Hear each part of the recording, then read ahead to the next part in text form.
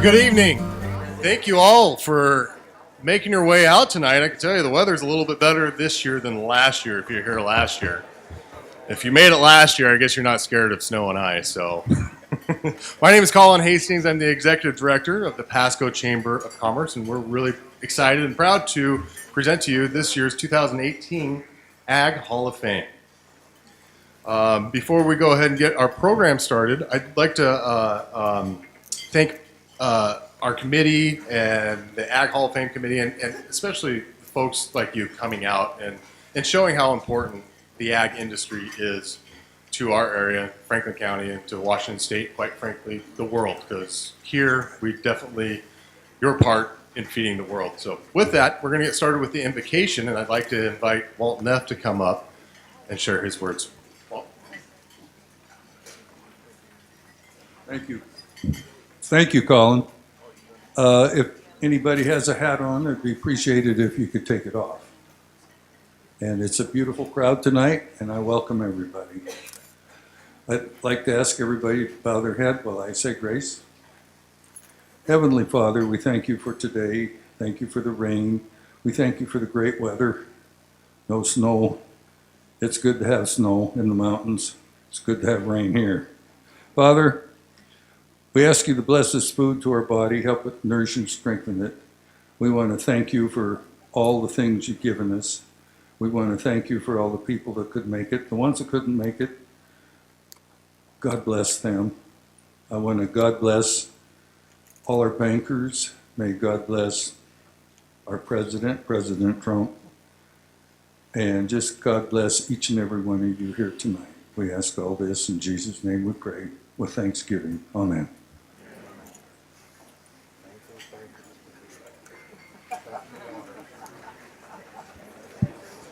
Walt must be doing pretty good on the moisture level because he didn't pray for a whole lot of rain this year. So now I'd like to introduce Miss Tri-City's outstanding teen, Noelle Anderson, to perform tonight's national anthem.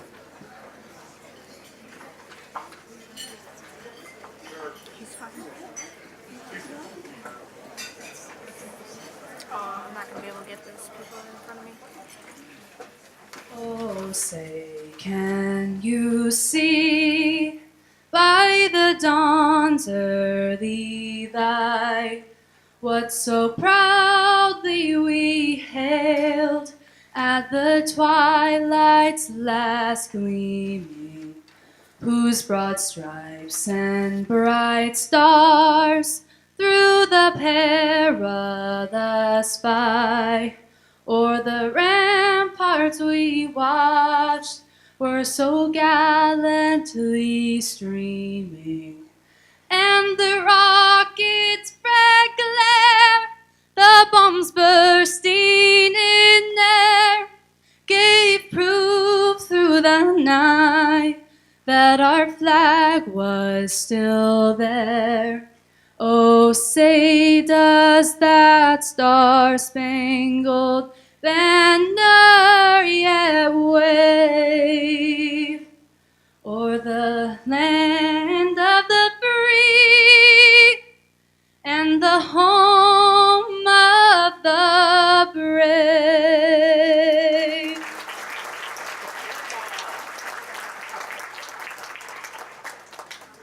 So I want to go ahead and move on with the program and thank the Port of Pasco for being a sponsor of this program for many years in a row.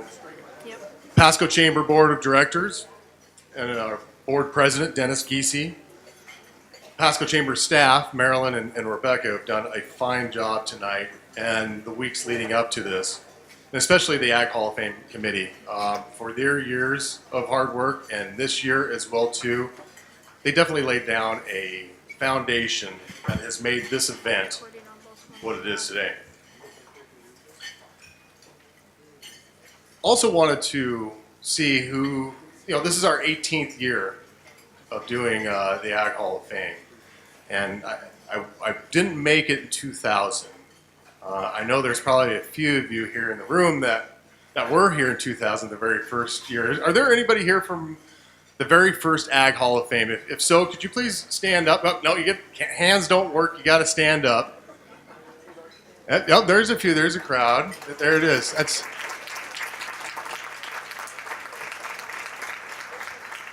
I'm not going to ask if you made all 18 years. I just, I didn't make it in 2000, but it just shows how much this event has grown over the years.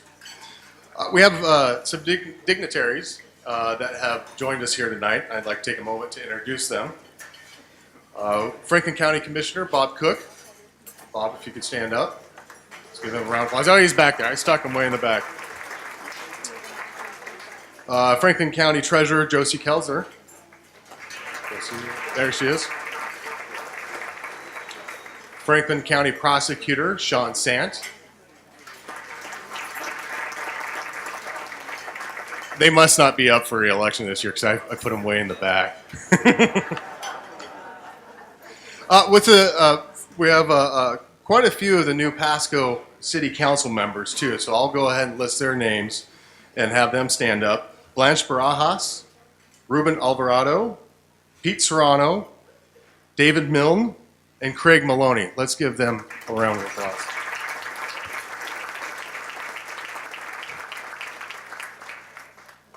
From the Port of Pasco, we have Commissioners Jim Klindworth, Gene Reichman, and Vicki Gordon. Please stand up.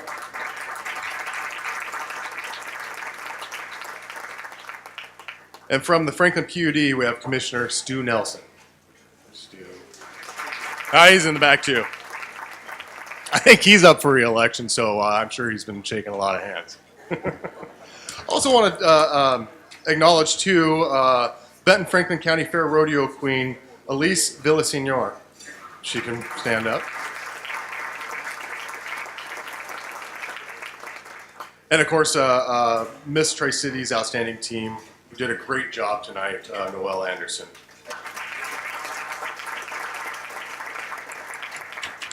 So with that, I'm going to hand the show over now to our chairperson, new this year, but not new to the committee, Dick Mulbauer with RDO. So Dick, if you could come on up. Thank you.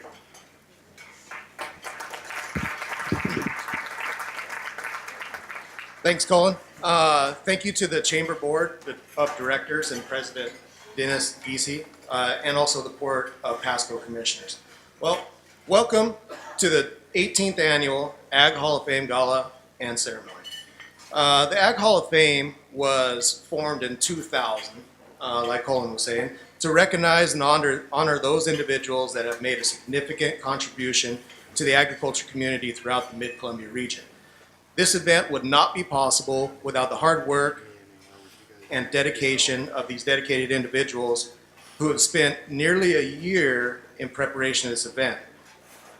So at this time, I'd like to introduce the Ag Hall of Fame committee members. I'd like them to please stand up and be recognized, and for the audience to hold their applause until after they've all been named. Gary Middleton, Lori Lancaster, Ed Ray, Barb Davis, Walt Neff, Lana Klein, Ramona Reimerine, Bruce LePage, Monica Van Hollenbeck, Merle Booker, Cindy Hayes, Jerry Ringwood, and Jason Ho.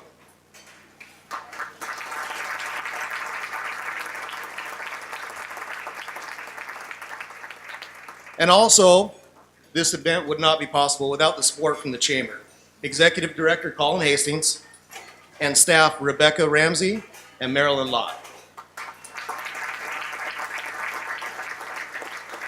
Without their support and dedication to the Ag Hall of Fame, this event would not be possible, absolutely. As you go through the program tonight, I'd like you to think about it a little bit. And if you're inspired this evening to recommend an individual who you think is well deserving of becoming a member of the Ag Hall of Fame, feel free to contact the Pasco Chamber of Commerce or any of the Ag Hall of Fame committee members. You can tell the Ag Hall, the previous inductees and the Ag Hall of Fame committee members by the little pins on their coats there, and they'll tell you how you can nominate a deserving individual. As you know, and as I know, as great as this ag community is here in the Mid-Columbia, I don't think it'd take very long for you to come up with somebody that is well deserving of an award at this event. So, in the audience, we also have past inductees joining us tonight. I'd like to recognize them as well. So as I introduce the past inductees, I'd like you to please stand and then hold the applause until after the name of all. Karen Blazard, Merle Booker, Lyle Holt, Dorothy Shepuk, Barb Davis, Tim and Marlene Tippett, Lana Clyde, Ed Ray, Gary Middleton, Jared Balcom, Don Bauermeister, Dorothy Fangman, as well as many family members in attendance representing their families. So please join me in giving them a round of applause for their contribution to our ag community.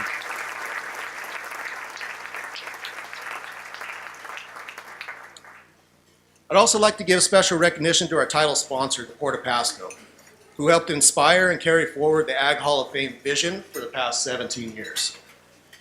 At this time, I'm honored to introduce an individual who, through the vision and under the direction of the Port of Pasco Commissioners, has helped to continue the growth of the Ag Hall of Fame. He understands the importance of agriculture in the Mid-Columbia, and he's best known for his dedication to the economic development of the Port of Pasco as its Executive Director. Please welcome to the podium our EMC for this evening, Randy Hayden, Executive Director of the Port of Pasco and title sponsor for the Ag Hall of Fame.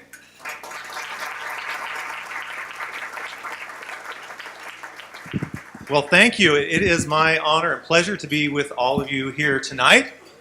Hey, Colin asked who was here for the very first Ag Hall of Fame, and I'm wondering, I'd like to do my own poll here. How many of you have been to an Ag Hall of Fame before? 1 year, 2 year, 10 times? Can you raise your hands really high? Wow, that is a lot of folks. Thanks for coming back. How many of you are here for the very first time? That is a good number. Welcome. We are very glad to have you here today. Let's give them a hand.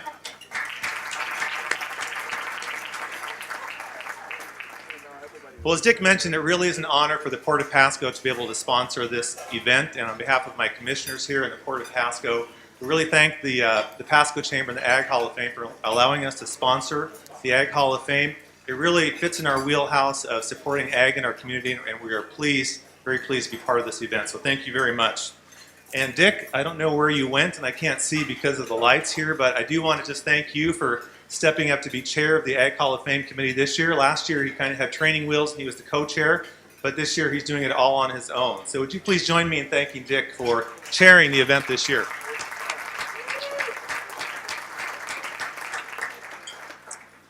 Well, believe it or not, we have honored over 70 well-deserving farmers and ranchers, inducting them into the Ag Hall of Fame over the past 17 years. And those candidates are judged on their contributions to improving agricultural practices, but they also have to stand out amongst their peers because of their community involvement and their unselfish acts of community service. And tonight, we have inductees who have met all those criteria and surpassed our expectations. The Ag Hall of Fame awards include the Pioneer Award, the Agriculture Advisor Award, the Pioneer Award, and the Stewardship Award, and the Visionary Award.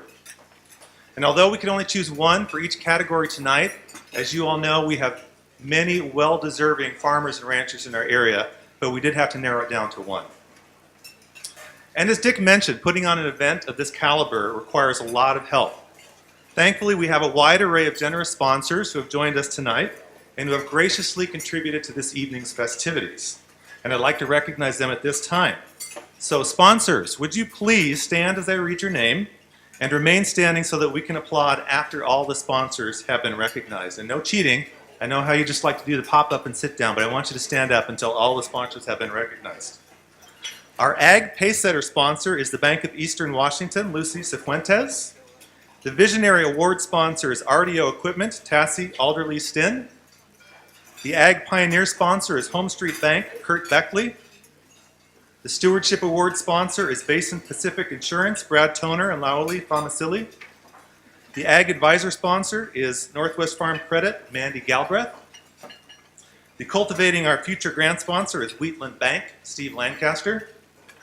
The meet and greet reception, American Family Insurance, Jason Hogue. The program sponsor, the Washington State Potato Commission, Chris Voigt. The Keep Farmers Moving sponsor, I love saying this one, Northwest Motorsport, Trucks, and More Trucks, Joe Palomares. And finally, the heritage sponsor, the Tri-City Herald, Todd Franz, General Manager. Now, would you please join me in thanking our generous sponsors.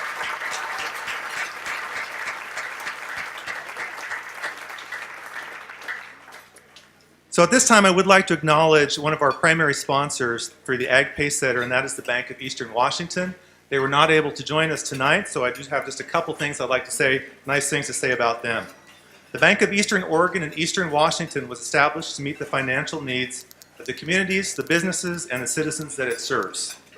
They offer products that meet the financial needs of their customers that are consistent with safe and sound banking practices. The Bank of Eastern Washington considers their most important asset to be its customers, and the bank's products are designed to meet the needs of their customers, and their employees are hired to meet the needs of their customers. High-quality customer service is the primary mission of the bank. So thank you, Bank of Eastern Washington. All right, now without further ado, we are going to get on to the inductee awards and the reason that we are all here tonight. I hope if that's not why you're here, you might want to step out and find a different room, but we're going to give out some awards. All right, our first award is the Ag Hall of Fame Ag Advisor.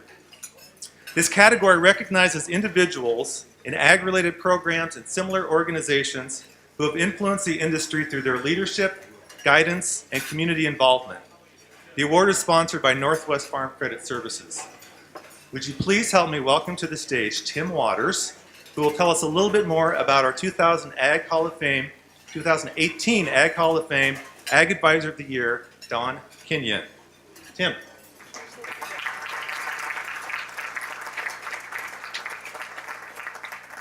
Good evening. It's my pleasure to have the opportunity to introduce you to the recipient of the 2018 Mid-Columbia Ag Hall of Fame Advisor Ag Advisor Award, Mr. Don Kinion.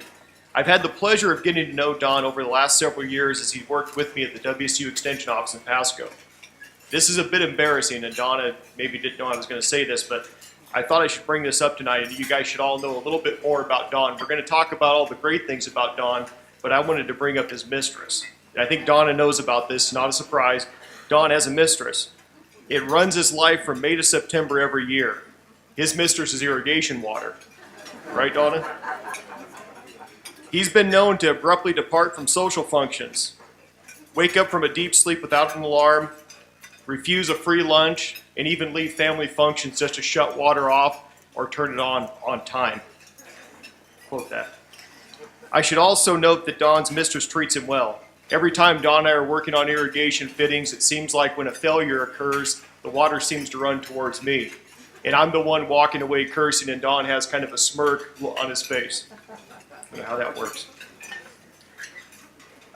I joke about this, but this dedication to his water schedules demonstrates Don's drive that when he commits to take on a task or a job, he's all in. If Don says it'll get done right, no matter how many obstacles try to get in the way. Actually, he often completes things he tells me cannot be done.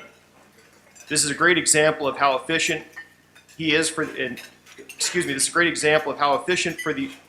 he is in teaching the interns and employees we train to be agricultural professionals. During Don's earlier years, he was a tireless volunteer and fixture at the livestock barns at the Benton-Franklin County 4-H Fair, mentoring 4-H youth, which will be covered by another presenter here shortly. After suffering a severe stroke many years ago, Don was forced to change the way he mentors youth. After his stroke, he had to learn to speak again, and though he's made great improvement to regain his speech, words do not come to him as easily as they once did. Instead of using his words to impart wisdom now, Don mentors youth by example. When new student interns start on the farm in the spring, I typically drop them off at the farm and say, "You're helping Don today." And their simple instructions are, don't make him mad. That's really important. Listen, keep your mouth shut, which is really hard for him to do, and then try to keep up. Most of them smirk at the thought of keeping up with an old man. Within a few hours, most are tired and struggling to keep up, and by the end of the day, all of them are done. By the end of the season, they have a huge amount of respect for Don because of his work ethic, drive, and innovation. Don has helped develop small plot equipment that has been mimicked by several researchers around the country, and he can literally fix almost anything on the farm with baling wire or duct tape. With the exception of his flip phone, which has had the misfortune of running through a fertilizer spreader and a 6-foot wide rototiller. All students learn from Don that most problems on the farm can be resolved with effort, innovation, and of course a bit of duct tape and baling wire. I just wanted to read a quote from one of our former student workers, Justin Scazales. Working with Don over the course of 2 years was an absolute blast, and I'm reading Justin directly. This is not the way I would write. I had first heard of this name through Dr. Waters. Tim referred to him as the man who could fix anything. I wouldn't meet Don until the following year as a younger adult and have never been so hard-pressed to keep up with someone, much less someone 3 times my age. And I would add, Justin had a gym membership and did use it. Tim often refers to Don as the machine because of his unstoppable work ethic. Once in a while, I even had to tell Don to take a break. It's okay to take a break, Don, he quotes here. In addition to his work ethic, his positive attitude, infectious laugh turns any arduous day into a real trip. Don is the first person I've ever met that can hop off the tractor after 4 or 5 hours of rototilling on an open cab tractor, wipe the dirt off his face, and tell a joke that keeps everybody laughing. Working with him was truly a pleasure, and his work ethic and attitude is something we would all benefit from emulating. Congratulations, Don. That's from Justin. And I'd just like to say congratulations to Don Kinion. You embody so many traits that make you deserving of this recognition.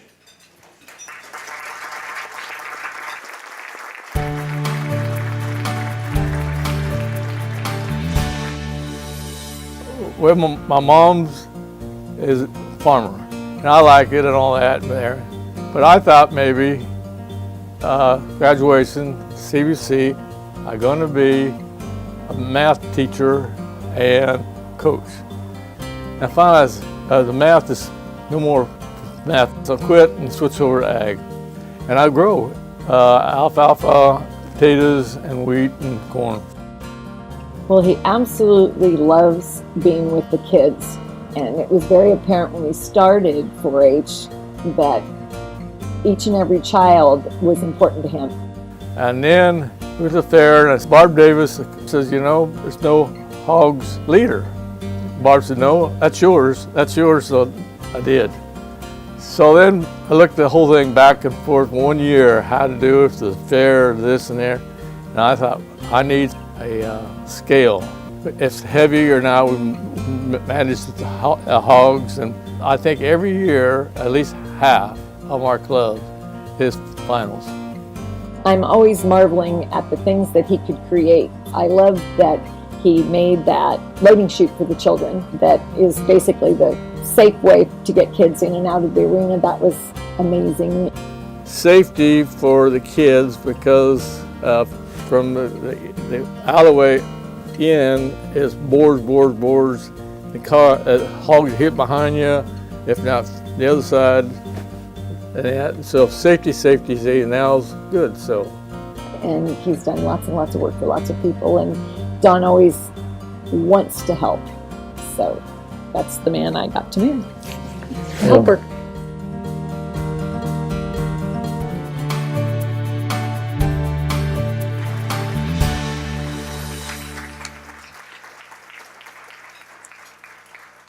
Here to present the Ag Advisor of the Year award is Mandy Galbraith with Northwest Farm Credit Services. Mandy. Good evening. It's my pleasure to present this year's Agriculture Advisor Award to a gentleman who has spent his lifetime giving back to our community through educational youth programs that are really influential to our agricultural industry. At Northwest Farm Credit, we believe strongly that the future of agriculture is dependent on the education, the support, and the inspiration of our youth. And we've done that through our scholarships, rural grants, and partnering with various organizations like 4-H and FFA. Don's made a huge impact in many lives throughout the years with various organizations that I mentioned. So please join me in congratulating Don Kinion on his Agriculture Advisor Award.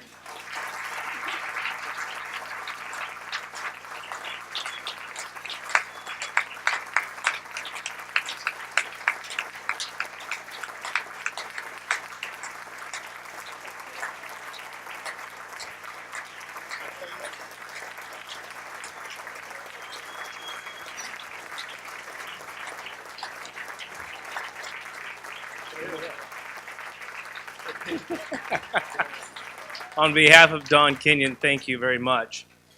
My name is Brian Davis. I am the son of Barbie Sharp, who is the daughter of Darrell Sharp, a World War II lottery farmer here in the basin. I first met Don Kinion. Well, first, I'm very honored to speak on his behalf. Very honored. I first met Don Kinion soon after I was born, although I don't remember the meeting. My mother graduated with Don from Connell High School from the class of 1969. And that's right. And some may call it the infamous class of 69. But since then, the Kinions and the Davises have been very close. In fact, I've had the privilege to be the officiant of two of his children as they exchange their wedding vows, one of which you'll hear shortly, Dan Kinion. As a child growing up, Don was bigger than life. He told the best stories. He told stories that were unreal. He told a story once where he got mad at a track coach and he grabbed a starting gun and pretending the starting gun was a real gun, he shot that man. He didn't die, and he got kicked off the team. Told stories about how he went to school with a beard, and the principal said, "You go home and you shave before you come back," and he did, and he came back with a bald head and a beard. A story of him throwing a fake grenade at a substitute teacher during Vietnam, which prompted the teacher to jump out the window. And a story that I truly believe he told me because I'm not much of a rough and tough ag kid. I drove a Volkswagen bus, much kind of like a hippie. Maybe this is why he told me the story over and over again of what he and Merle Booker did to hippies in the town of Connell. And this story I was always reminded of during sheep shearing day as a Clover Kid 4-H'er. But Don Kinion underwent many changes, much like we all do in life. He went to college at Fresno State University and he joined Alpha Gamma Rho. He soon became the vice noble ruler of his fraternity. He became this leader, and his days of rebel rousing were soon behind him, only to leave stories that would always garnish a smile and a laugh. Instead, Don's leadership qualities flourished as he focused on his kindred spirit and dedication to agriculture. He was my 4-H club leader in the Clover Kids, and he was always a role model. And no matter who needed help and what needed to be done, Don was there. His dedication and loyalty provided assurances that everyone could count on Don. As a club leader, he hauled his scales on numerous occasions to every member of the club to make sure their animal was weighed in preparation for the fair. He also helped others outside of 4-H or within 4-H. He completely redesigned and engineered the corral and tub system for working cattle at the Merle Booker Ranch. He designed the livestock auction arena that still is in effect at the Ben Franklin Fair. He's always been active in the market sale committee, at one point serving as president. He was responsible for upgrading all the market barns at the fair, in fact, taking it upon himself to build and construct the paneling for the pens.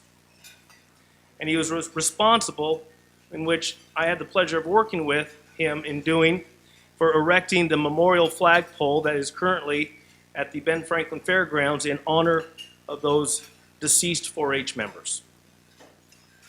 These are only a few of his accomplishments. I can tell you, as a personal level, he also helped my family on one occasion. When we got back from the fair one time, I didn't know this, my brothers didn't know this, my family didn't know this, but our youngest brother, who was 3, was missing. But sure enough, in true fashion, Don showed up with my youngest brother, Ben, who was roaming around the fairgrounds. Don is very deserving of this award, and understandably so. And if you need to look you don't need to look any further than looking at his children to see why he's so deserving. Heather, his oldest daughter, is giving back to her community as a member of the International Board serving for modern quilters.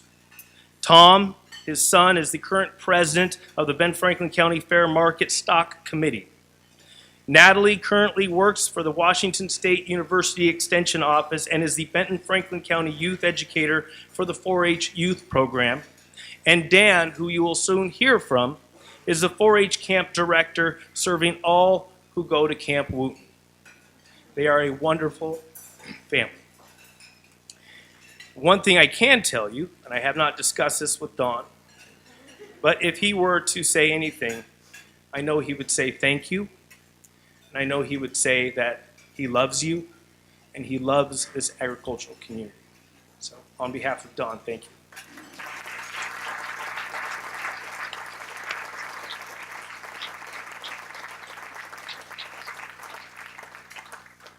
Thank you, Brian and Tim.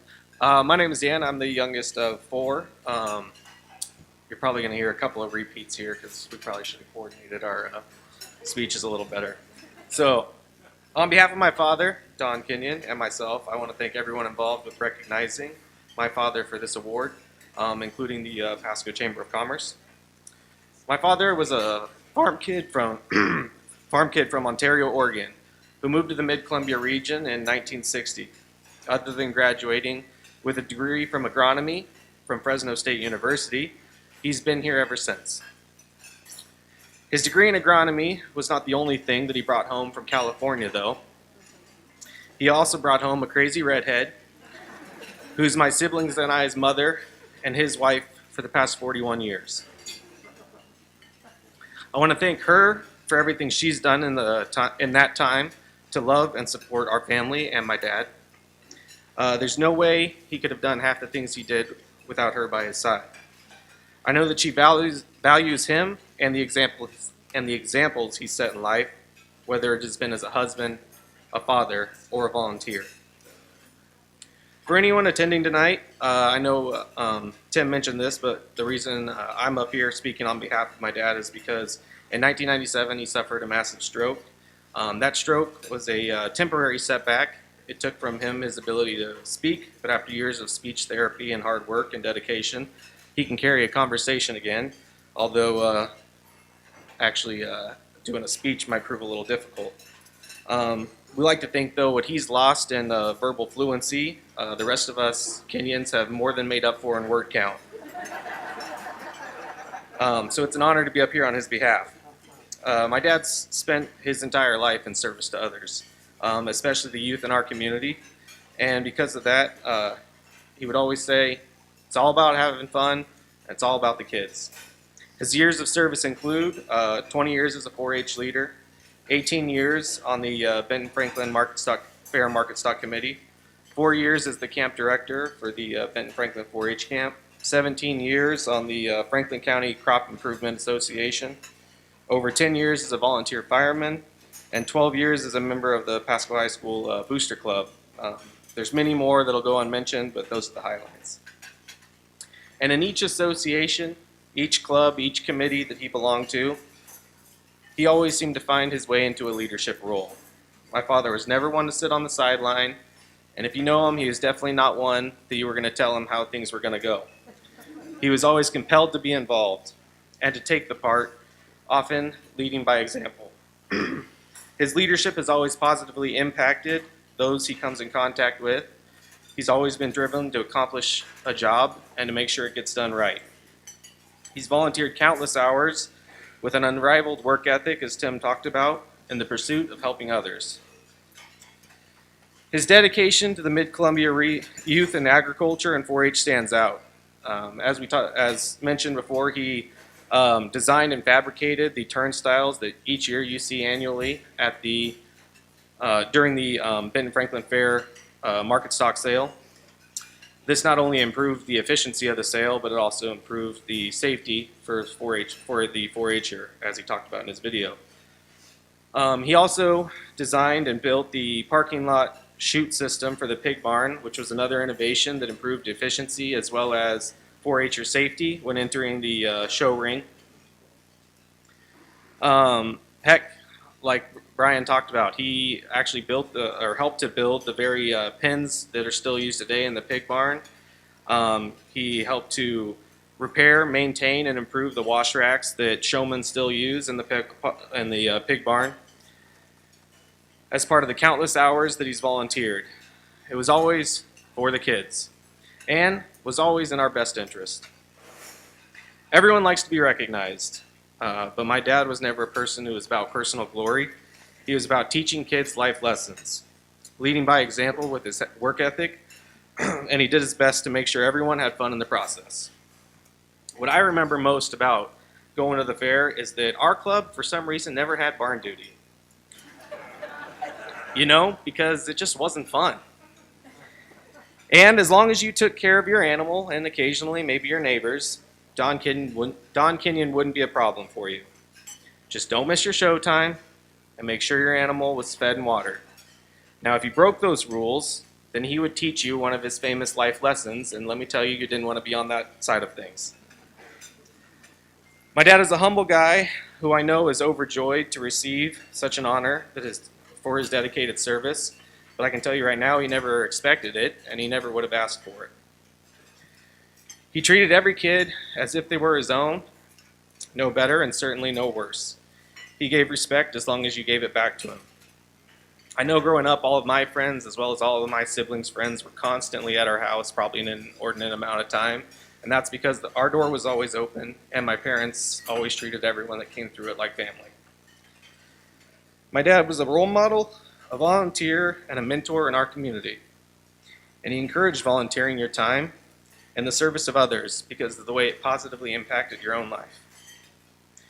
It's a lesson that many of the lives he's impacted carry with him today. I have followed his lead in volunteering, as Brian mentioned, being the camp director for Benton Franklin County 4-H camp. My brother is the Market Stock Committee president for the fair, even though none of his kids are old enough to actually show.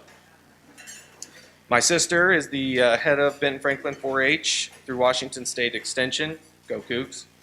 And my other sister in Chicago volunteered at the Lincoln Park Zoo as well as is an active member of the National Modern Quilt Guild. We've always followed his lead, as many others have done. He continues to be a role model, a mentor, a shining example as a grandfather, a dad, and a pillar of the community. He's my personal hero, and he's a great person to all. So in closing, there's really no way to measure the achievements and the impact that my dad has had as a volunteer in our community. He spent a lifetime serving others with numerous contributions to the Mid-Columbia region.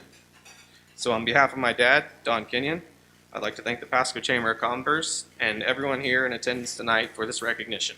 Thank you.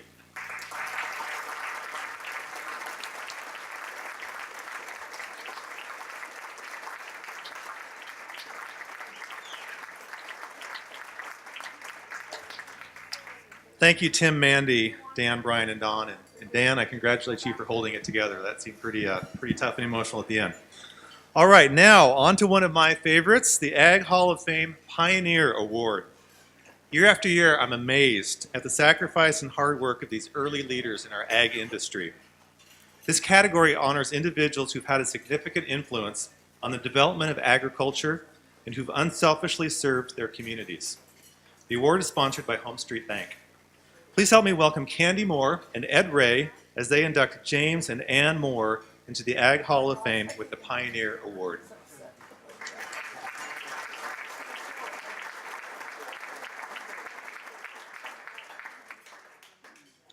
Well, the reason I'm staggering is this is the 18th one of these I've gone to. Okay. And so tonight, before we get into Jim and Ann, I've just got to give some thanks to Dorothy Sheppy. Because 18 years ago, when this thing was formed, Dorothy Sheppy was the one that put it together, and Walt Neff was there, and Louis Meisner was our first president.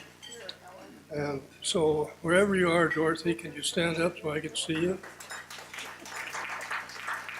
Where are you? There you are. She just worked her heart out on that. So we just have to give Dorothy a lot of thanks. Okay. As far as the my award here tonight that I get to do, which is just a real honor. But the history of this is to give all of the agricultural people in the Benton and Franklin counties recognition.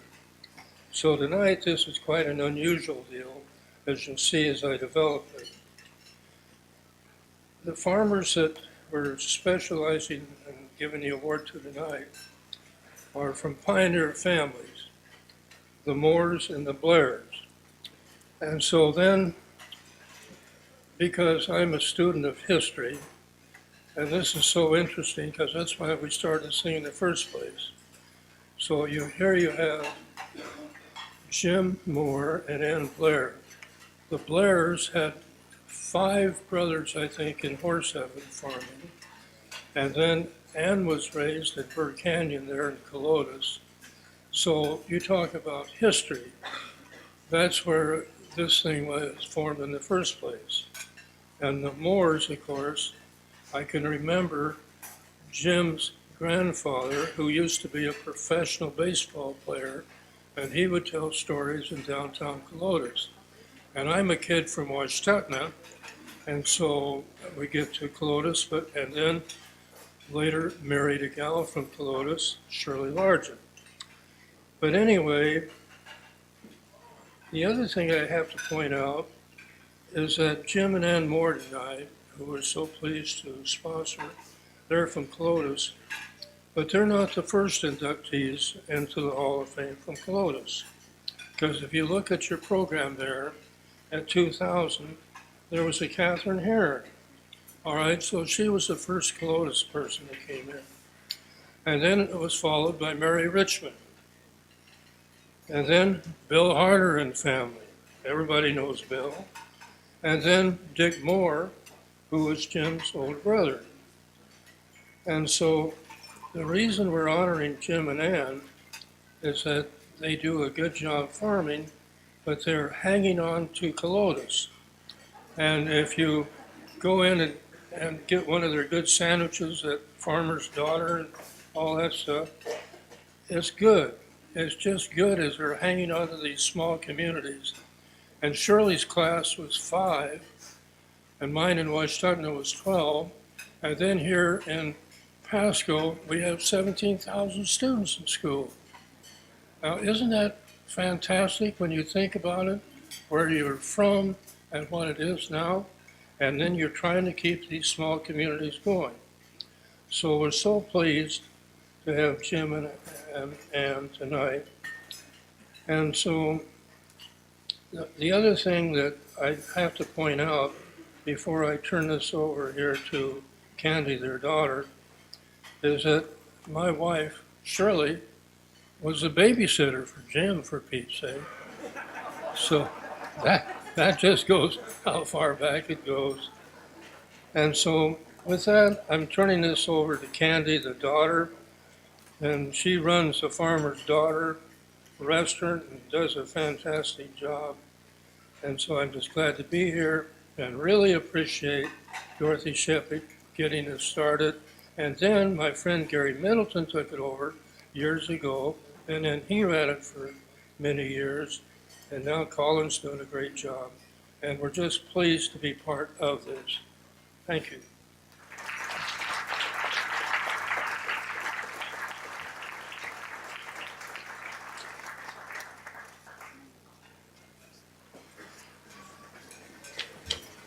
Well, I have the honor of being up here tonight to introduce to you 2 people who have been an integral part of my whole life, but not just that. They have also been and continue to be vital in the small community that they live in, and also in the industry that they have chosen to make their life's work. They both have lived in the Colotus area for their entire lives.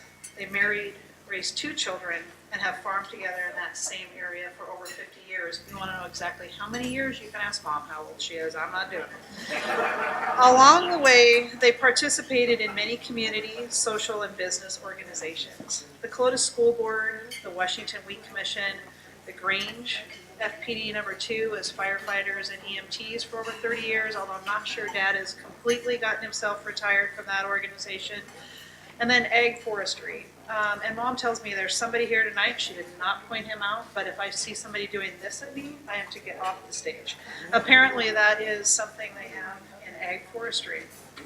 My mom went to college at a time when women were not allowed to wear pants on campus, and they had to sign in and out of their dorms.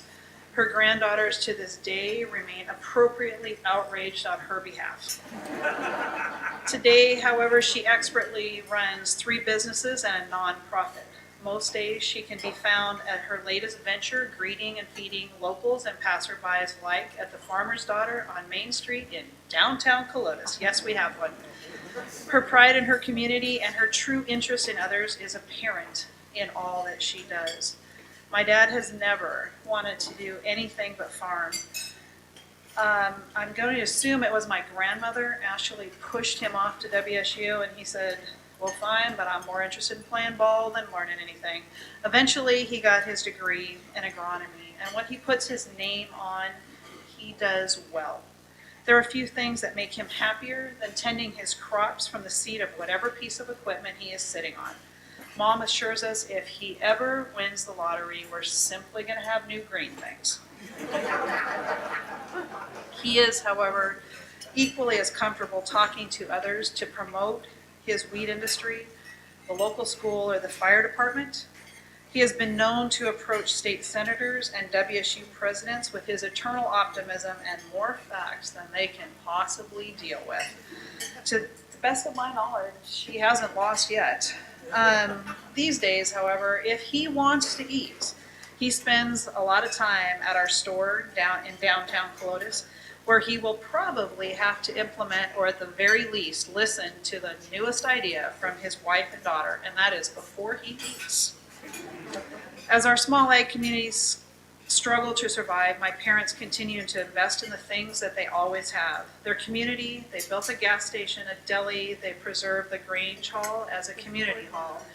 The school that they both graduated from, you can still find them at every concert, ball game, and FFA banquet. And probably most importantly to them, they have invested in the future. They recently started an endowment at WSU for the next generation of young farmers. Mom likes to tell me that, you know, your dad and I are slowing down. All I can say is, oh, please, God, because I am so tired. With that, I'd like to introduce to you my parents, Jim and Ann Moore. Thank you.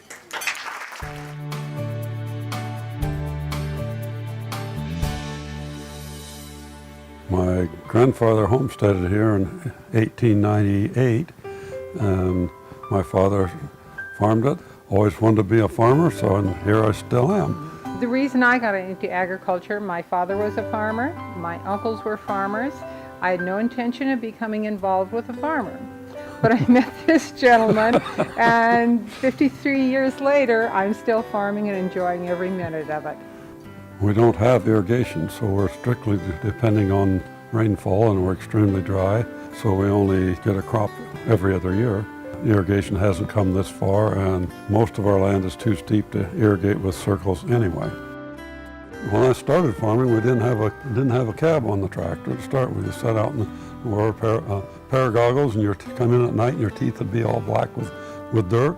And now you sit in a air-conditioned cab. We went to GPS, so that drives the tractor. We'll see a lot more changes, and my next project is a drone as soon as I can get a hand to cut loose with the money. I think like most farmers our age, we've been drugged into this new technology, kicking and screaming, but hopefully we've embraced it very well. Jim graduated in agronomy at WSU. Our son-in-law did, and our 2 granddaughters did. It's called Ag Technology and Management Program, and we've started an endowment just to help fund that program because that's how important we feel it is. A lot of hands-on, a lot of technology. We're very committed to our community. We refurbished the Grange Hall and put it into a community center. We've restored a 100-year-old building in Clovis, and maybe the community will survive and maybe it won't, but at least all we can say is that we tried. if you want to get into the industry or into ag and not necessarily be a quote farmer, why my advice to those people is head right to any agricultural college. They cannot meet the demand for agricultural graduates.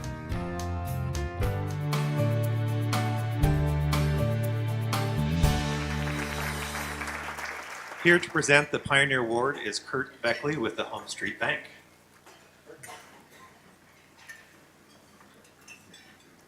So that's the first time I've ever heard anybody bless a banker during the invocation.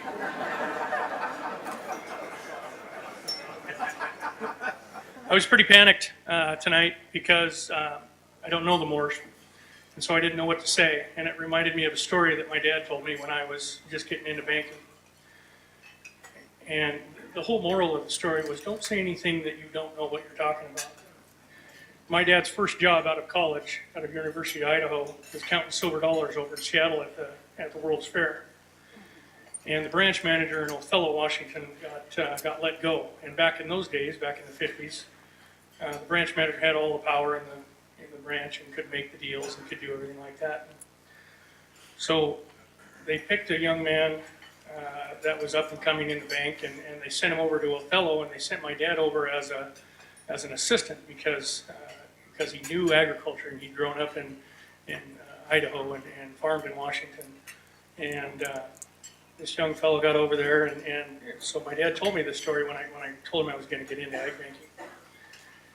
And he said, this guy came over to the bank, and he started ripping open the loan files, and he was looking through them and making exclamations and talking about all the loans and how these loans were, they just looked horrible, and he didn't know how they could be making these loans.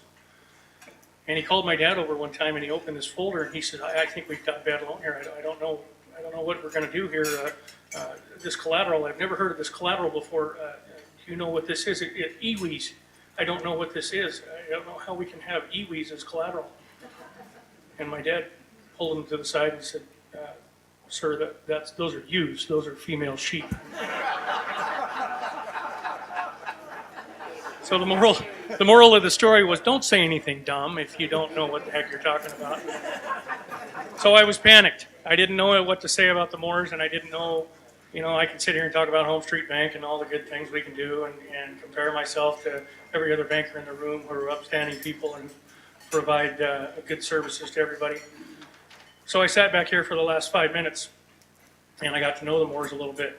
And the first thing they said was, are you related to the Beckleys in Bend? And I said, well, yes, they're cousins, they're distant cousins. So Jim said, back in the 1959, was it? Back in 1965, I went over to Turkey, and I helped establish that crop over there and helped establish how those people grow wheat.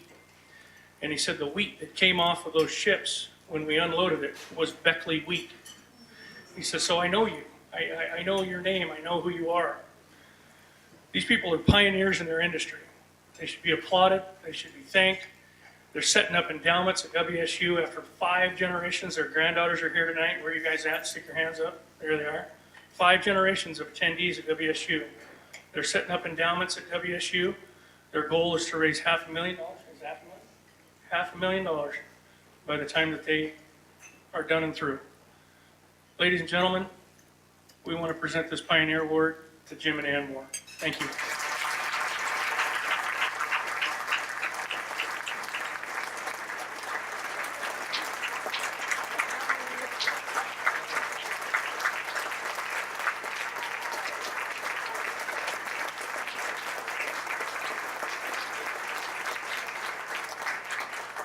First of all, I'd like to thank you, everyone that is involved with this. Jim and I are deeply humbled and honored by this. And I'll tell you truthfully, we're slightly a bit embarrassed because we're a multi-generational family. But 3 tables up there, people over there that I consider my family are multi-generational. My brother Lynn Blair, Bill Harder, the Cochran family, soon to be our grandson-in-law, Greg Moore family, The Heron family and the Richard Moore family are all generational families. And what we do as generational families of small schools, we serve on school boards, we serve on fire departments, port commissioners, wheat growers, we go to the kids' game. Anything we can do is to keep it going. And when I look out here tonight, I see a vast amount of farmers. But did you know we're only 1% of the population? And of that 1%, get this, 30% of us are now women. We produce enough grain for 165, or food for 165 families. You spend only 16% of your dollar to bring food home, and we generate $135 billion in exports. We are positive in our exports. And so what we as farmers and generational families, we do very well. And it just seems like there should be a lot more of us, because for the 4 hours we're here, for every hour you're here, we are going to see 40 acres of farm ground paved over. So we've just lost a quarter of a section of ground. Now, how would any of you like to lose that? So I guess we just have to keep doing what we're doing. And as you watch that video, please don't feel too sorry for Mr. Moore he's trying to get money for his drone. Let me tell you, it was a good harvest this year. We got unbelievable yields, poor price, but it balanced out. And I said something like, wow, it looks like we're going to make a little money this year. Well, he said, how much? He took care of that problem. We have this great big summer sprayer in our shop now. And so he does do well. And another thing I'd like to say is I enjoyed every minute of farming. Not always. Many of you have been the wife on the other end of the piece of machinery. No, I cannot lift it any higher. I am only 5'5". And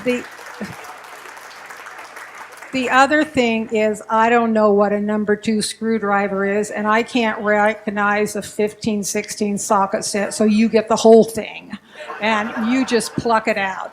So that's what I do. But I thank each and every one of you for this honor this evening, because we're deeply, deeply appreciate it. Thank you.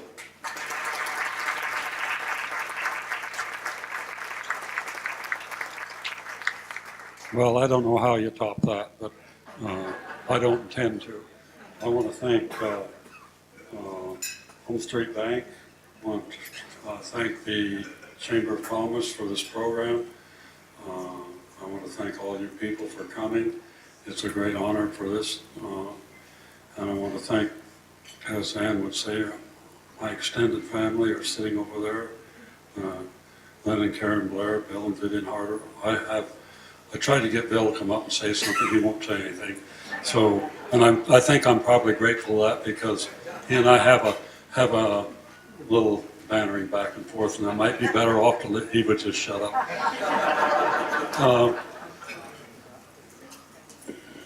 I went to Washington State University to learn how to farm.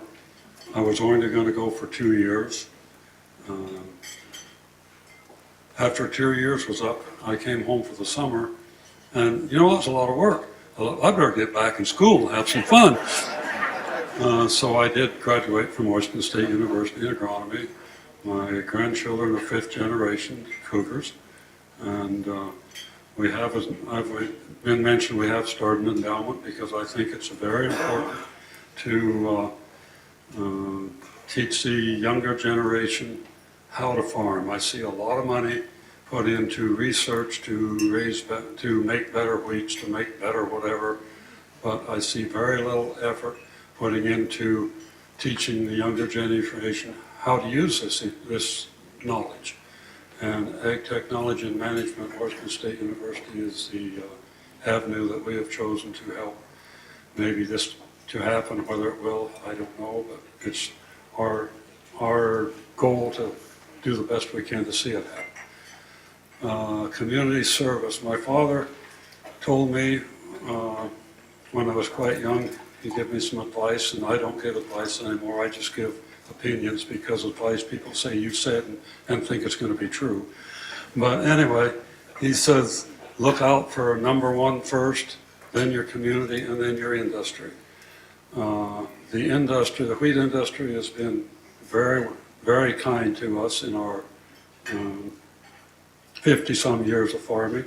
We've had ups and we've had downs, and when Ed and I first started farming, why, we were, well, I wish I had a Home Street Bank, I'd have used it.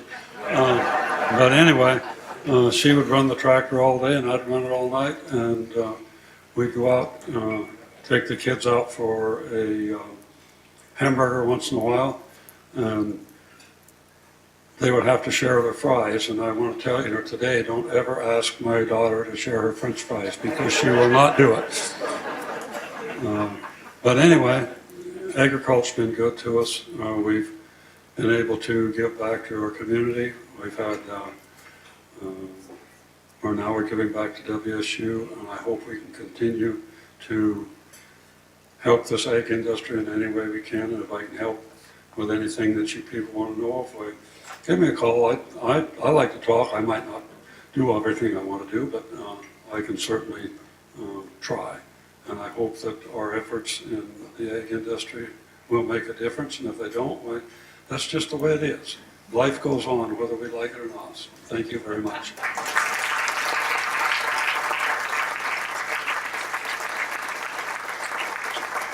Thank you, Ed, Candy, Kurt, and the Moores. That was wonderful. Well, at this time, we'd like to take a break from the award presentation and invite Dick Mulbauer of RDO Equipment back to the stage. And he's going to highlight a new project that the Ag Hall of Fame launched just last year. So, Dick.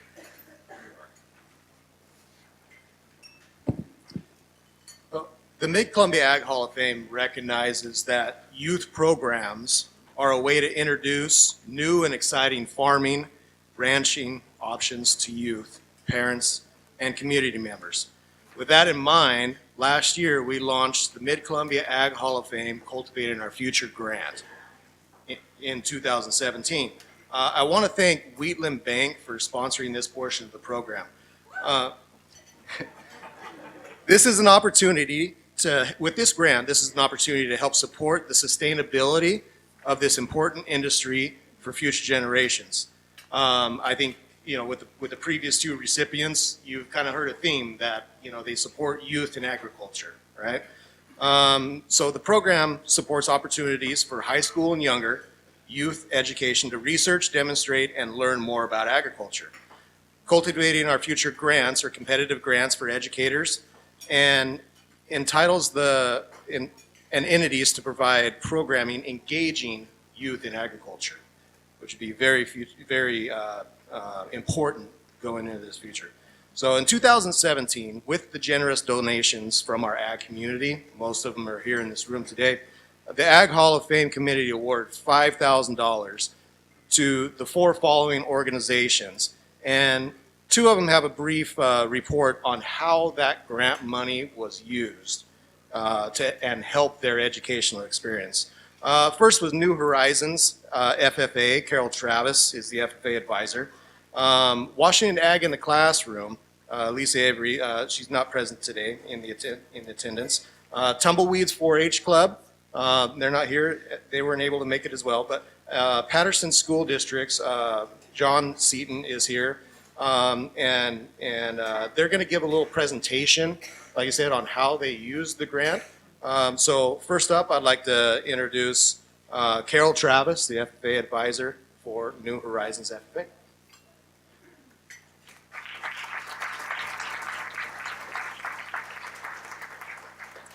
Good evening. I am the agriculture teacher at New Horizons High School.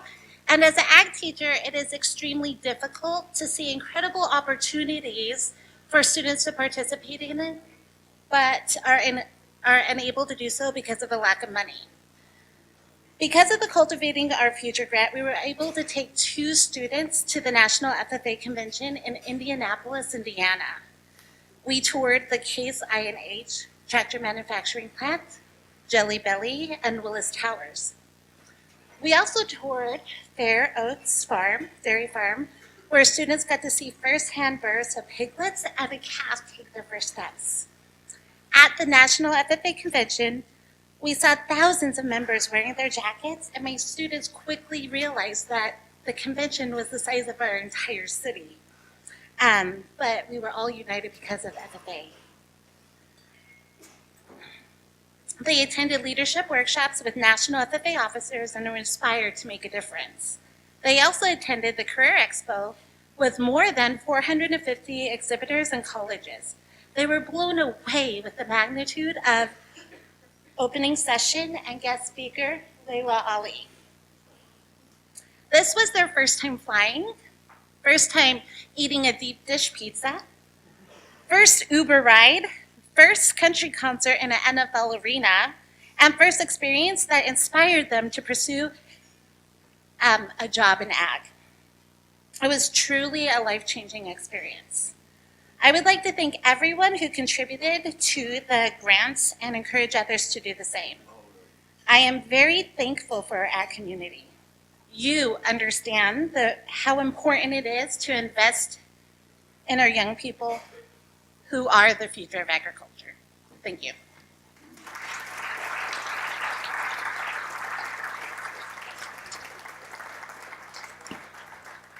All right, now I'd like to introduce John and Jessica from the Patterson School District.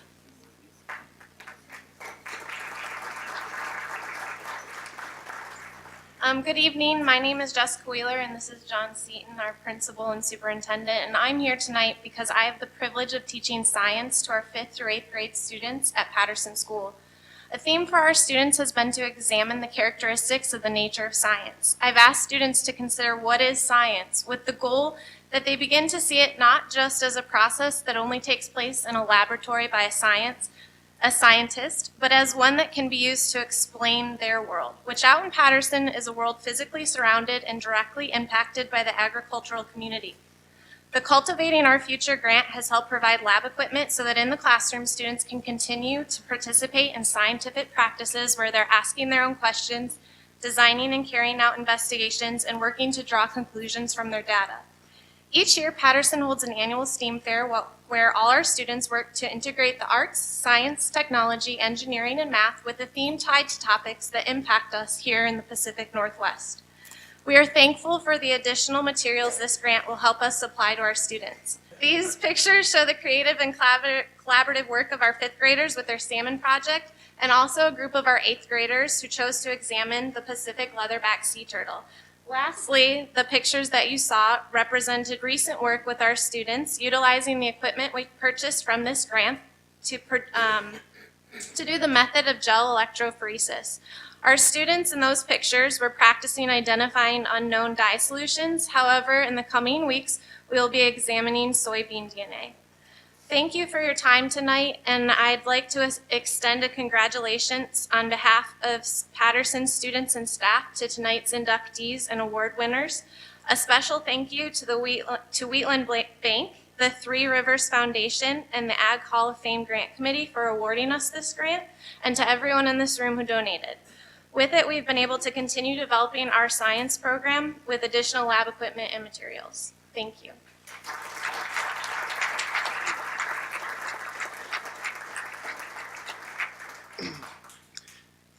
Well, thank you for the presentations. As you can see, the grants that were awarded were well used in our communities, and I wouldn't doubt it if that at some point in the future, one of those students is going to be part of our ag community here in the Mid-Columbia.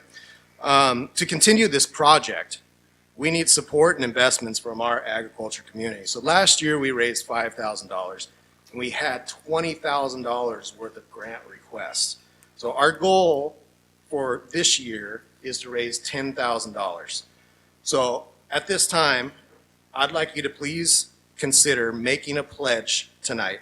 I'm looking for individuals that are willing to step up and offer $500 to help expand this grant. So if you would please stand up, raise your hand. if somebody is willing to contribute $500 towards this grant.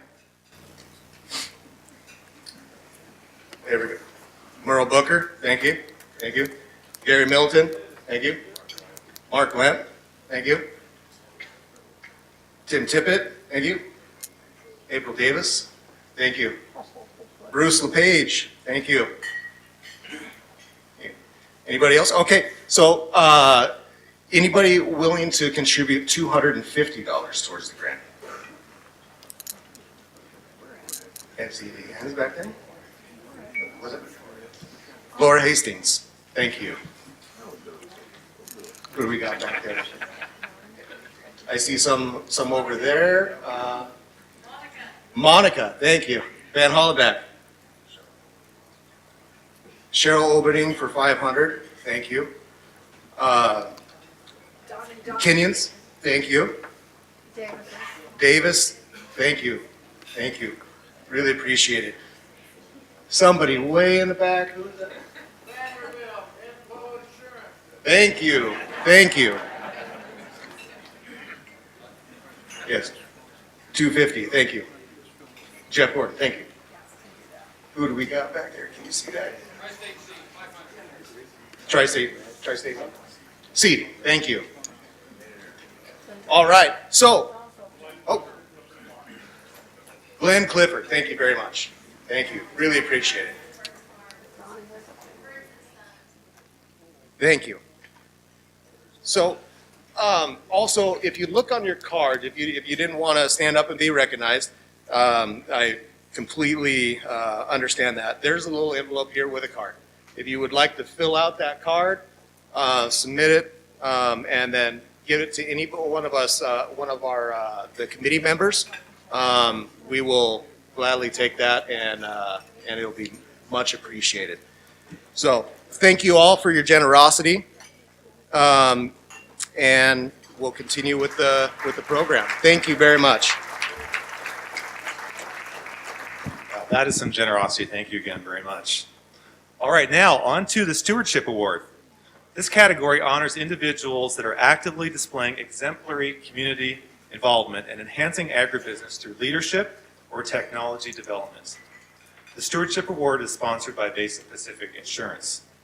Please help me welcome Tracy Hollenbeck to honor and induct our 2018 Ag Hall of Fame Stewardship Award recipient, Alan Olberding.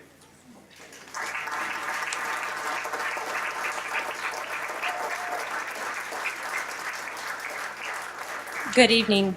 On behalf of my sisters, Randy and Kelly, and our entire family, we sincerely appreciate your induction of our dad, Alan Olberding, to the Mid-Columbia Agricultural Hall of Fame. As you will learn from this brief introduction, Dad has been and continues to be committed to the preservation and advancement of production agriculture, not only on a regional level, but on a national one as well. Dad was born to Paul and Sally Olberding, September 4th, 1955 in Othello, Washington. As one of 6 children, 3 boys and 3 girls, Dad learned about hard work on the family's cow-calf operation between Connell and Othello in Block 11. Dad was a standout athlete for Connell High and participated in both 4-H and FFA. He attended Connell schools all the way from kindergarten until he graduated in 1973. Following high school, Dad earned a degree in applied agricultural science from Columbia Basin College. And in 1975, he married his high school sweetheart, our mom, Cheryl. Dad's first job after college was with American Fertilizer in Othello. He worked for American for 1 year and then was hired by Pete Tigueras as a field rep. Dad's knowledge of irrigated row crop production grew, and he enjoyed working for Pete, but his real dream was to farm on his own.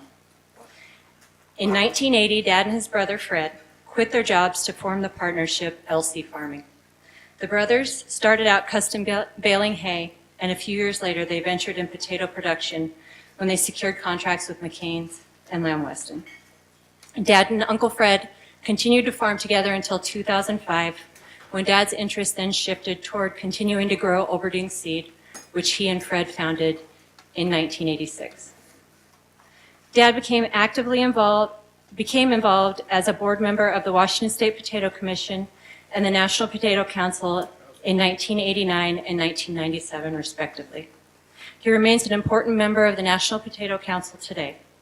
Throughout his tenure with both organizations, Dad has served in numerous leadership roles and represented the agricultural industry on local, national, and international levels. His passion for production agriculture is evident in his commitment to the stewardship of natural resources.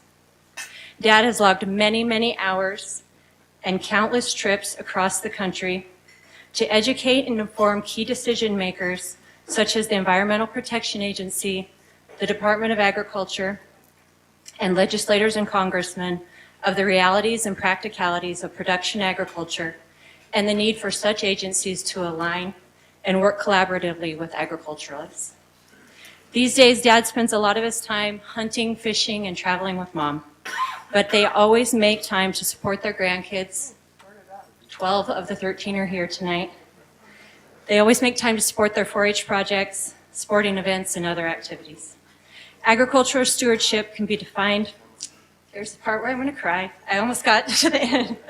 Agricultural stewardship can be defined as the protection of the environment for the benefit of future generations of humans. Dad and his work most certainly fit this definition. However, it is his stewardship to his family that led my sisters and I to nominate him for this award. Thank you, Dad, for teaching us about hard work and devotion to family, community, and farming. Congratulations.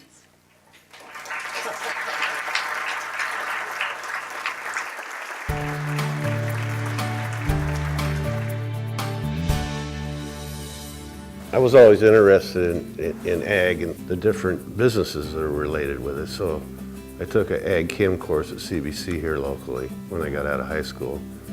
And then that led to a fertilizer job, and then that led to farming with my brother. The first 2 years that we farmed, it was a custom hay deal. So there was no automatic tractors and no moisture readers that told you from the cab and things like that. And now that's all, that's all different. You sit there and you dial a button and look at your instruments. Technology is so much better than it was. We're pretty well blessed with lots of water on our normal years, and there's a lot of places around the country that don't have that. So we're able to grow a lot of different crops. I spent a lot of time working on the Washington State Potato Commission and the National Potato Councils, and that took a lot of time, but it was very rewarding also. Got to do a lot of traveling, meet a lot of different people from a lot of different areas, and so you get a lot of different perspectives. My advice to the younger people is to, go to school, get a good education, think about what you want to do, and make sure you're happy doing it. And make sure you align yourself with good partners like bankers and accountants and things like that, because you can't be an expert in everything. I think the legacy that I'd like to leave is my children and my grandchildren, because that's what it's all about. I'd just like to thank everybody in Franklin County for the support they've given me over the years, and the committee. Appreciate it.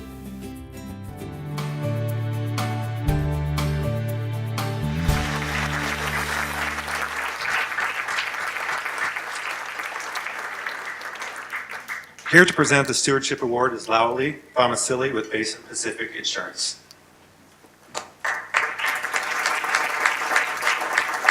Thank you. Thank you. Good evening. Wow, that was wonderful.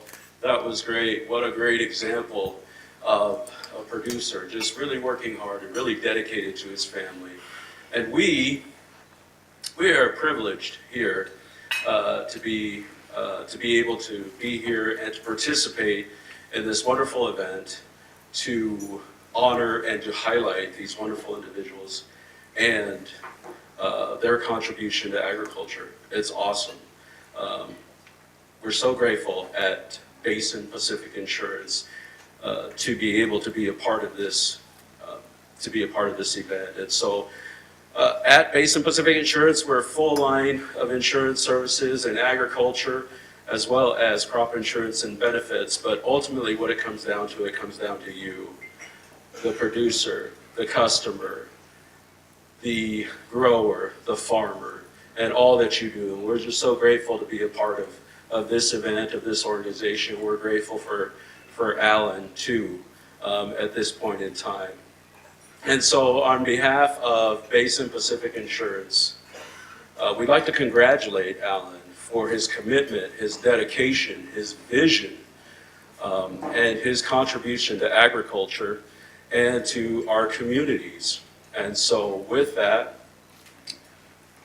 I will turn it over to Alan. Thank you, Alan.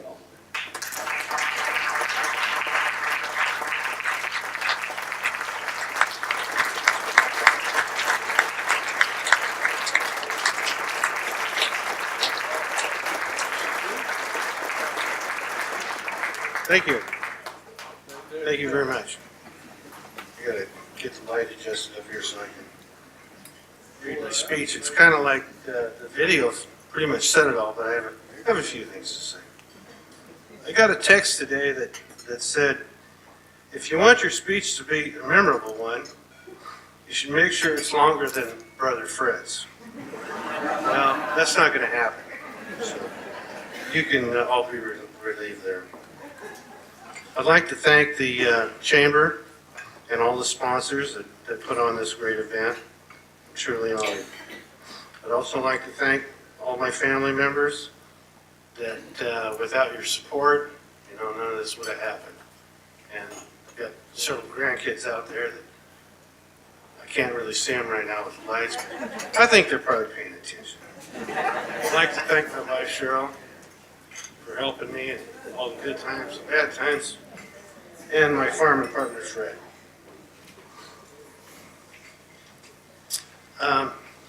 When I knew about the award and I had to try to figure out what I was going to say tonight, I was watching a football game, one of the college games, playoffs, or bowls, and so I was sitting there, thinking, what am I going to say? What am I going to say? Everything's going through your mind.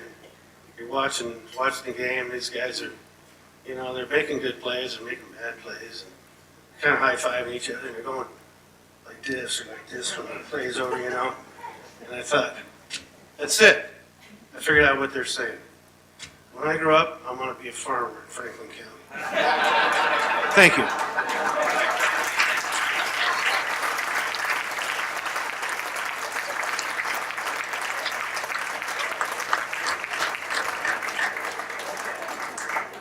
Thank you, Tracy, Lowley, and Alan. That was great. All right. Well, we have come to our final award. Every year, the Ag Hall of Fame Committee nominates and chooses one individual for the very special Visionary Award. This is conferred on a person who has an extraordinary impact on agriculture in our region. It's also a very highly competitive category, and every year there are many, many well-deserving nominees. The Visionary Award is sponsored by RDO Equipment.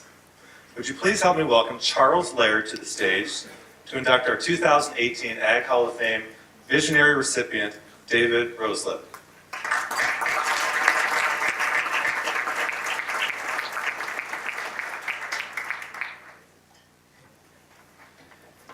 Good evening, ladies and gentlemen. I'd like to begin by saying congratulations to all of the inductees tonight. I'd also like to thank the Port of Pasco and the Pasco Chamber for once again hosting and organizing such a wonderful event.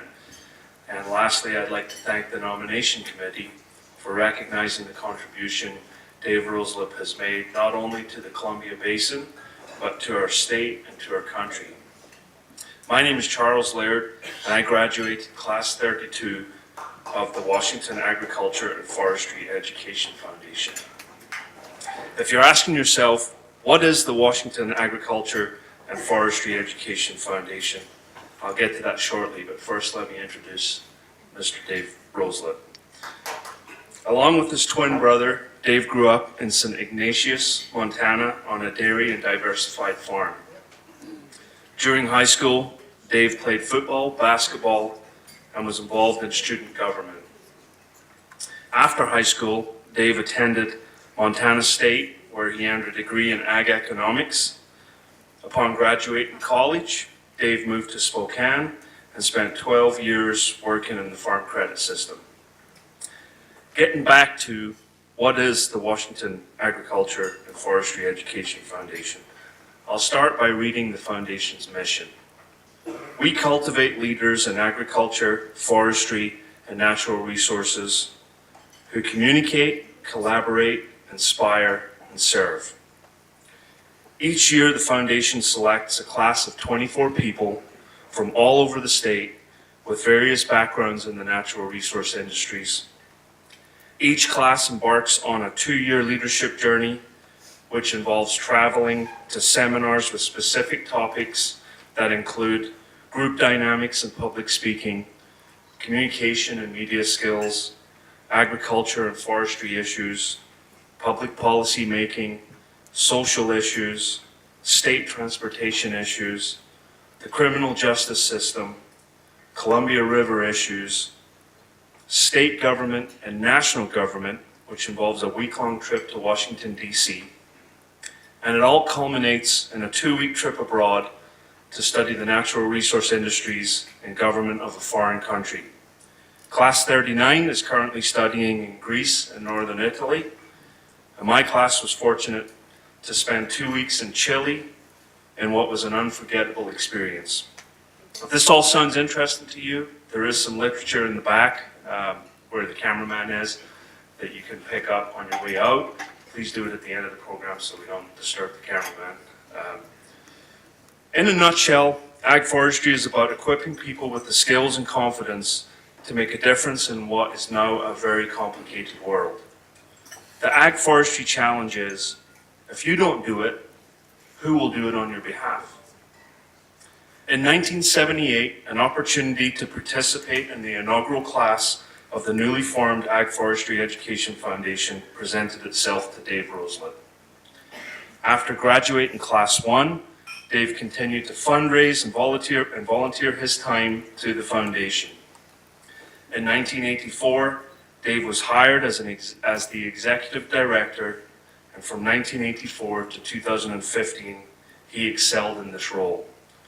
I recently read an article on 9 traits associated with good leadership. The 9 traits are as follows: awareness, decisiveness, empathy, accountability, confidence, optimism, honesty, focus, and inspiration.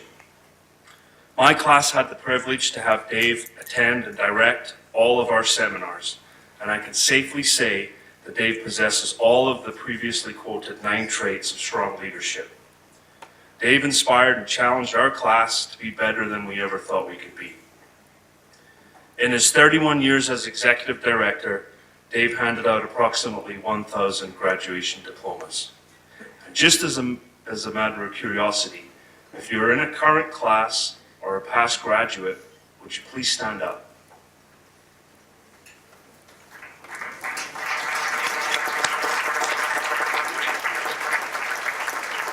Thank you. No doubt influenced by Dave's passion for the natural resource industries, past graduates include legislators in the state and federal government, and many individuals who have taken up voluntary leadership roles in commodity commissions and in their communities. I've encountered many people in education, business, and government who have expressed their utmost admiration for the caliber of graduates that come through the program. This truly is a testament to the ethos and professionalism Dave Roseleip instilled into the organization during his tenure. Upon retirement, Dave was officially honored by both the U.S. House of Representatives and the Washington State Senate for his service in the natural resource industries. I'd like to read a quote by Senator Mark Schessler, an ag forestry graduate of Class 10. Dave Roseleip spent a career developing 2 generations of leaders. It is not enough to excel at managing a farm or a forest or a fishery. That alone will not keep those industries going in our state. It also takes people who have the communications and public policy savvy to work successfully with folks on the outside who affect what we do. Over 3 decades, Dave and ag forestry produced one crop after another of the leaders who are needed not only by the agricultural, forestry, and fishing industries, but also the communities that depend on these industries. Here tonight to celebrate his induction is Dave's wife, Jan, daughter Mandy, son-in-law Jason. Unable to join him tonight are daughters Stacy, Chris Ann, Jenny, and son Corey. These days, Dave enjoys spending more time with Jan and his grandkids. He has recently become involved in a coalition to abolish human trafficking and remains active in his church.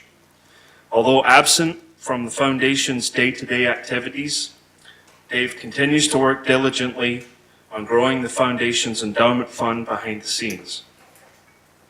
I'd like to take this opportunity to specifically thank Dave's wife, Jan.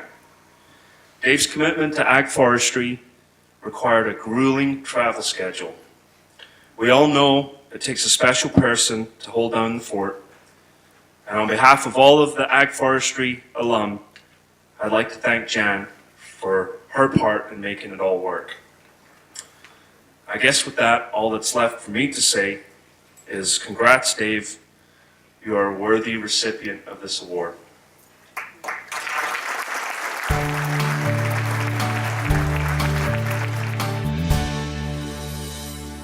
I started to become interested in agriculture mainly because I grew up on a farm.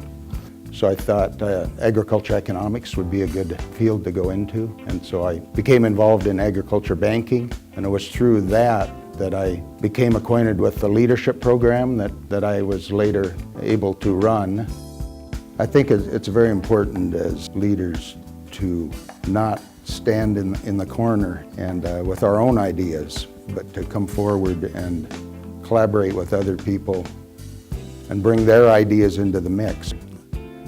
The agriculture in Washington State, and particularly, in the Columbia Basin, is a very diverse type of agriculture.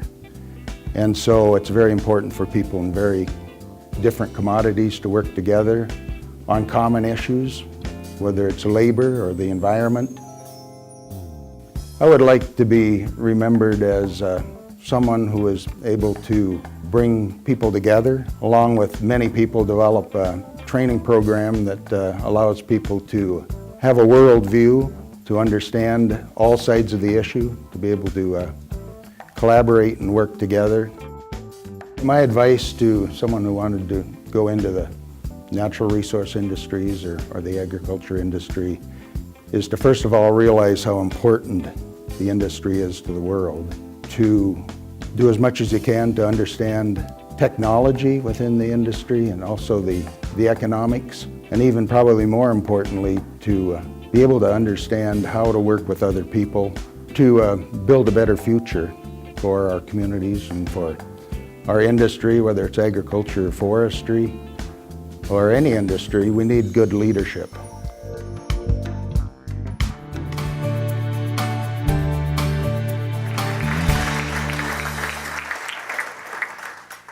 Here to present the Visionary Award is Tassie Alderley-Stint with RDO Equipment.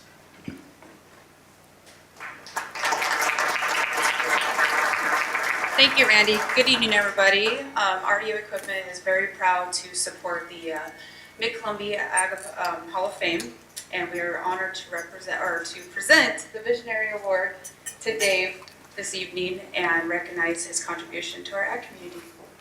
Welcome, or help me congratulate Dave.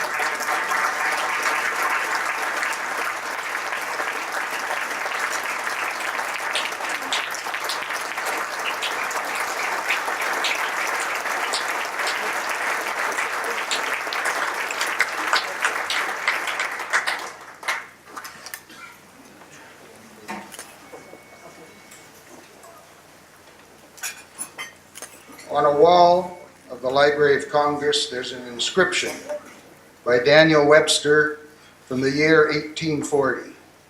And here's what it says, and I quote, "Where tillage begins, other arts follow. The farmers, therefore, are founders of human civilization." Unquote. That's how important agriculture is. And do you know what else is extremely important? Everyone eats. Indeed, everyone eats. Agriculture, therefore, continues to be the lifeblood of civilization. That's why recognizing the industry tonight is so appropriate. And that's why I feel so fortunate to have been involved in the agriculture industry throughout my life. Thank you very much, Charles, for your generous introduction. It was a pleasure to have you participate in Class 32 of the Leadership Program. Prior to Class 32, I didn't have one gray hair. So you can see what Charles did to me. I'd also like to thank Charles for serving on the Foundation Board of Trustees at the current time. He's doing a great job. Congratulations to Alan, Don, Jim, and Ann for the well-deserved recognition tonight. I'm honored to be among such great company. I wish to thank the Hall of Fame Committee, the Pasco Chamber of Commerce, the Port of Pasco for this outstanding program and for your recognition tonight. I'm forever grateful to my wife Jan and our amazing children for your wise counsel, your love, your tremendous support over the years. Thank you. I really appreciate it. I wish to thank all of the Ag Forestry Foundation board members for your leadership and vision as the program evolved over the years. I've been extremely blessed to work with the over 1,000 motivated, curious, and awesome leadership participants during my time in the program. And I want to thank each and every one of you for challenging me over the years. I want to especially thank Sue Miller and Butch Wiswall. They're both fellow Class 1 members. They first introduced me to the Mid-Columbia area and introduced me to many outstanding people here. And I have to say, there are no finer people than all of you in the Mid-Columbia Basin. I have been so fortunate to have worked with you over the years. From my observation and from working with all of you, you are caring, you are generous, you are risk takers, you are entrepreneurs, you are problem solvers, and you are true believers in leadership.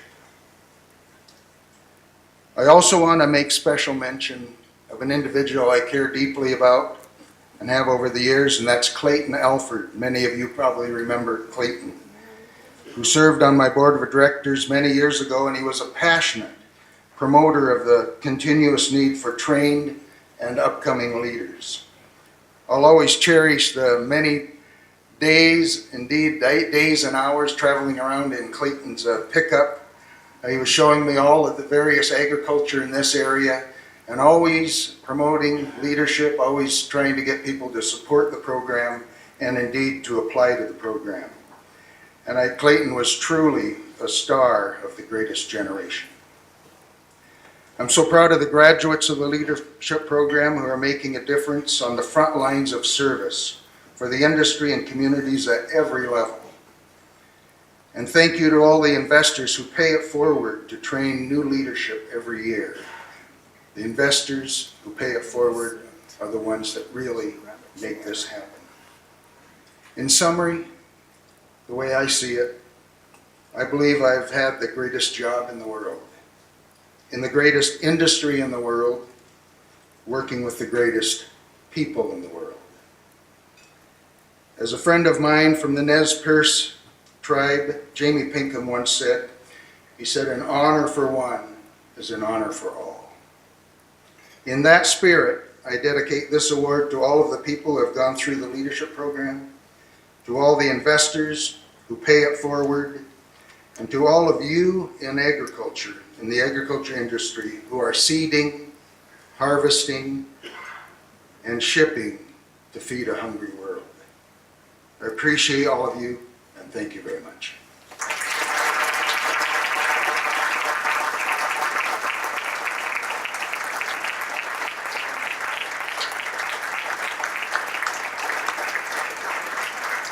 Well, thank you, David, for that, and Charles and Tassie as well.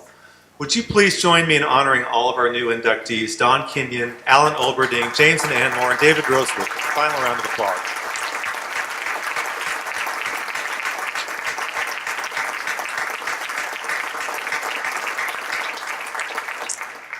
All right, at this time, we're going to ask those inductees if you could make your way over to the far side of the room to the reception area so that we can greet you after the program. So inductees, if you wouldn't mind, before we get a big log jam here, go ahead and make your way over to the reception area. That brings the rest of us to the end of the formal program, but not of the evening. We want to thank all of our sponsors again, and again, thank all of you for attending this event, because it wouldn't be the premier event that it is without your participation. Once again, you do have those donation cards on your table, so if you didn't have a chance to fill those out earlier, now would be a good time to do that or take them with you. And a special thanks again to the Ag Hall of Fame Committee and the countless others who have worked to make this night a successful evening. I especially want to thank Clar Cellars for the wine on the table. Did you all enjoy the wine with your dinner? Thank you, Clar. And if any of you have some extra bottles that you didn't drink, the commissioner's table up here, I'm sure would be happy to take that off your hands for you.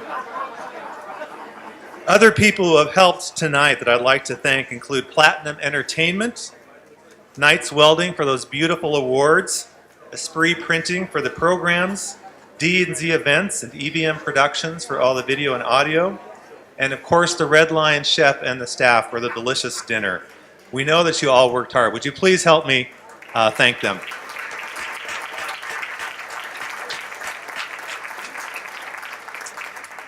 Okay, just a reminder, our inductees have made their way over to the reception area for your well wishes. So please stay and enjoy their company, enjoy one another, and remember our blessings. Thank you all for coming.